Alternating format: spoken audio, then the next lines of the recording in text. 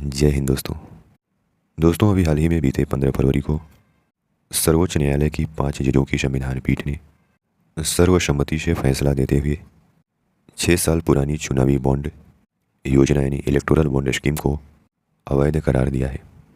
Supreme court ने इसे असंवैधानिक बताते हुए इसके जरिए चंदा लेने पर तत्काल प्रभाव से रोक लगा दी है और साथ में ही कहा है कि बॉन्ड की गोपनीयता बनाए रखना असंवैधानिक है।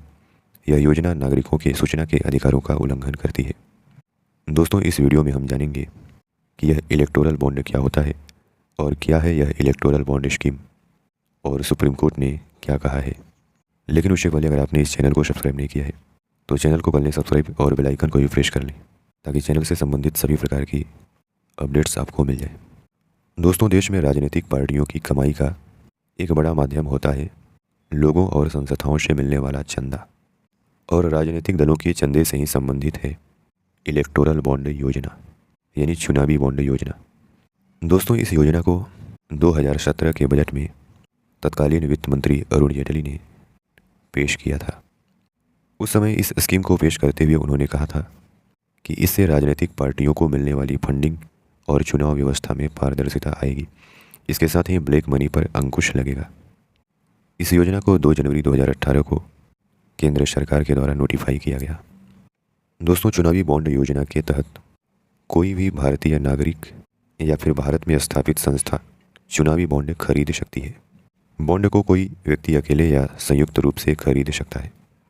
सरकार ने बॉन्ड जारी करने के लिए स्टेट बैंक ऑफ इंडिया को अधिकृत किया था और उस समय स्टेट बैंक ऑफ इंडिया के देश भर के 29 चुनिंदा ब्रांचों से ये चुनावी बॉन्ड खरीदे जा सकते थे। दोस्तों, यहाँ सवाल यह है कि ये चुनावी बॉन्ड यानी इलेक्टोरल बॉन्ड क्या होता है। तो दोस्तों, यह चुनावी बॉन्ड एक करेंसी नोट की तरह होता है। इसे इस तरह से आसान भाषा में समझ सकते हैं कि मान लें आपको किसी पार्टी को 1000 रुपये चंदा देना है, तो आप इस योजना के तहत स्टेट बैंक ऑफ इंडिया के उन चुनिंदा ब्रांचों से 1000 रुपये का चुनावी बॉन्ड खरीद सकते हैं और जिस पार्टी को भी आप चंदा देना चाहते हैं उस पार्टी को आप बॉन्ड दे सकते हैं। उसके बाद वह पार्टी उस बॉन्ड को बैंक में भुना करके राशि प्राप्त कर सकती है और ये चुनावी बॉन्ड 1000 से लेकर 1 करोड़ तक के खरीदे जा सकते थे। इस योजना के पीछे यह दलील दी गई थी कि चूंकि बॉन्ड पर दानदाता का नाम नहीं होता है और पार्टी को भी दानदाता का नाम नहीं पता होता है, सिर्फ बैंक जानता है कि किसने किसको चंदा दिया। इससे जो राजनीतिक दलों को गलत तरीके से चंदे दिए जाते थे, अब गोपनीयता होने की वजह से वैध तरीके से चंदा देने की प्रक्रिया शुरू होगी। वहीं इस योजना पर सवाल उठाने वालों का कहना था कि इसमें दानदाता की गोपनीयता होने की वजह से कॉरपोरेट संस्थाएं राजनीतिक दलों को इस तरीके से चंदा देकर अपना हित साध सकते हैं।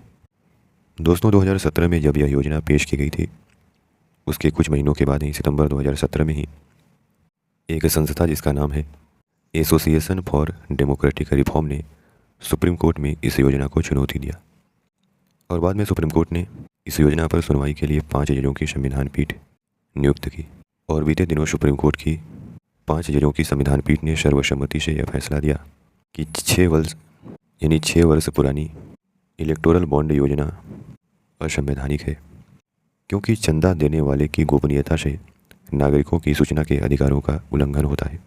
इसके साथ ही सुप्रीम कोर्ट ने तत्काल प्रभाव से इस योजना के तहत चंदा लेने पर रोक लगा दी है और कहा है कि स्टेट बैंक ऑफ इंडिया तत्काल इलेक्टोरल बॉन्ड इशू करना बंद कर दे और 12 अप्रैल 2019 से अब तक खरीदे गए बॉन्ड की जानकारी चुनाव आयोग को दे।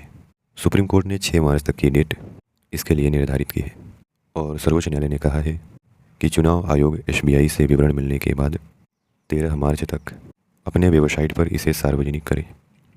दोस्तों, आंकड़ों के अनुसार इस इलेक्टोरल बॉन्ड स्कीम के तहत अब तक यानी 2018 से जनवरी 2024 तक लगभग 16,000 करोड़ के बॉन्ड खरीदे गए हैं। यानी विभिन्न राजनीतिक दलों को चुनावी बॉन्ड के जरिए जनवरी 2024 तक 16,500 करोड़ का चंदा मिला है। तो दोस्तों, आखिर में कैसी लगी आपको यह जानकारी अपने कमेंट के माध्यम से ज़रूर बताएं। धन्यवाद।